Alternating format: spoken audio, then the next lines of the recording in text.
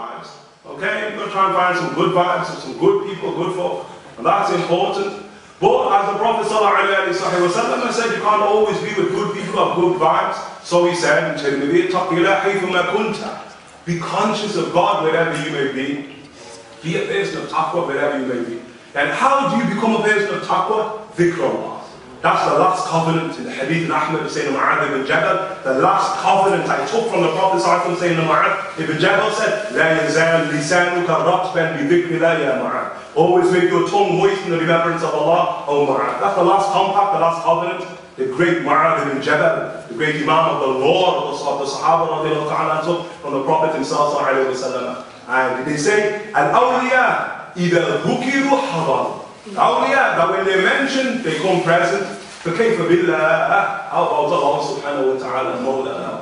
How about Allah Jalla ta'ala? Keep your tongue moist in the remembrance of Allah subhanahu wa ta'ala. Everywhere you are, everywhere.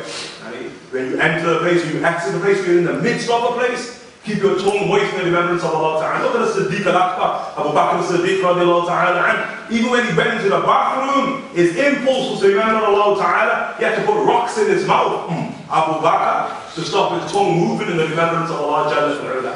That's the faith. You're human. The Prophet said, you're going to sin. Human beings, we sin by nature, but just get up, dust yourself off. Be a true champion. Champions are determined by what they do after the defeat.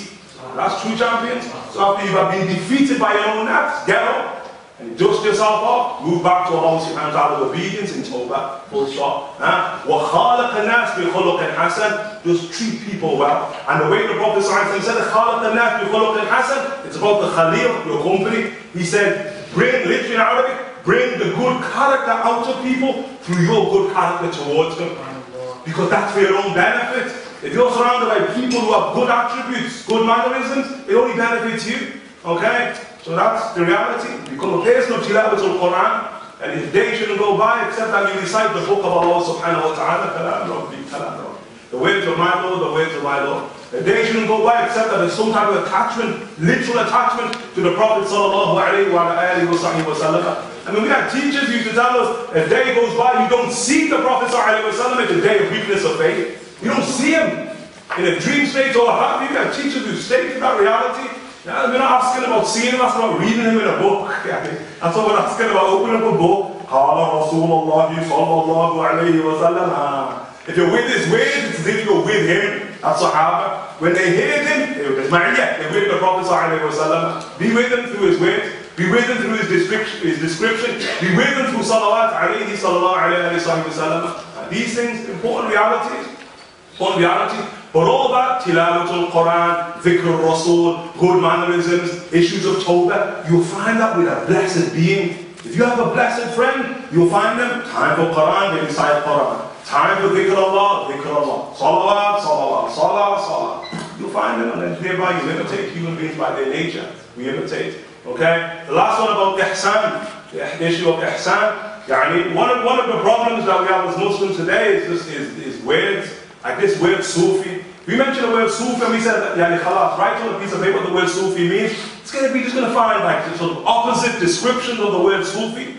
Some of them good and some of them just terrible. Terrible. What's the problem with a word? And why does a word render us all problematic? We're not interested necessarily in words, that's what our ulama say, but we're interested in realities behind terms. As a criterion, and we want to be intelligent people, as a criterion, if we're going to say the Sufism is wrong because of Sufis or some Sufis, then we'll also say Kalam, theology is wrong because of some theologians, and we'll say the law, Islam is wrong because of Muslims. Throw it all out. Baby, bath water, the bathtub, everything, throw it all out. That's what I say. That's somebody who's a bit daft, So you move beyond the terms and you look at realities. Ihsan, Tasawwuf, Tazkiyah, whatever word you call it, is not only part of the deen, it is the deen. Full stop. It's the deen of Allah subhanahu wa ta'ala. That's what the prophets taught. Prophets teach the purification of the human soul. Every prophet.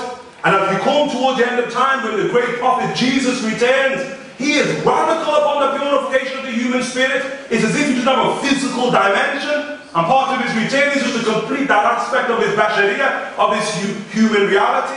And we move towards a very, very spiritual age. And those people who are at war with a physical term, like the term Sufi, they will find themselves in an army of physical people called the Antichrist. That's where they'll find themselves, in that type of army. Because there's two types of army face themselves off. So we have to be careful. And because our tradition is very clear, as the Prophet ﷺ said, you have a problem with Sufism, you have a problem with Ibn Taymiyyah. Ibn Taymiyyah has an entire volume 35 of his fatwa called Sufism. You have a problem with Sufism, you have a problem with Ibn Qayyim al-Jawziyah, multiple works about Sufism with the literal term. You have a problem with Ibn Rajab al-Hanbali. You have a problem with the ulama of the Shafi'i school, the Maliki school, the Hanafi school, and the Hanbali school. You have a problem with Ahlul Sunnah wal Jama'ah. You even have a problem with the Shia.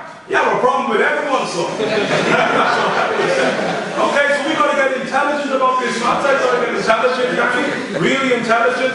We're not interested in changing if people do things that are wrong. Like Imam Shaykh Ibrahim Osi-Efa, he says, our affair, we have two witnesses. It means Sufism, if you want the term. We have two witnesses, Kitab or Sunnah. After that, we have two witnesses for every single act that we do.